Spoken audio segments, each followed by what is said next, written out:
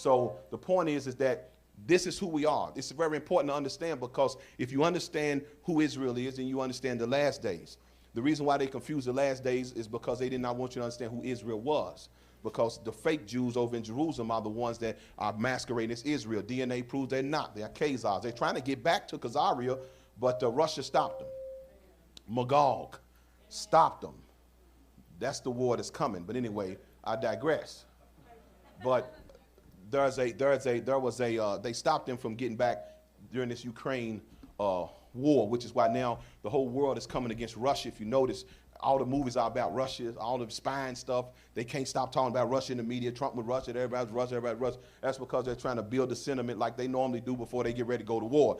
It's just that this war is going to be the war of all wars, the mother of all wars. You got to understand these two powers, if you put China in, has the ability to destroy the world.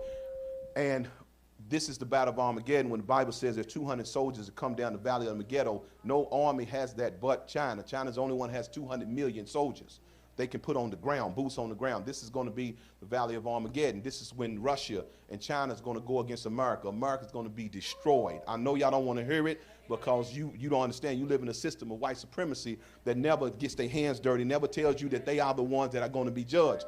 But they're going to be judged the same way everything. The Bible says, you shall, whatever the man soweth, there shall he also reap. You're going to pay for your crimes. Yes. You're going to pay for your crimes. Yes. The genocide of the Australia, of the Aborigines. Yes. The Tanzanians. Yes. You're going to pay for you're going to pay for the Congolese, what you did to the Congo. You're going to pay. Yes. They don't want to talk about it, but this is the end of the book. The end of the book is about settling debt. Settling debt. Oh, I don't want to get off. I was going to get off. But it's about, settling debt.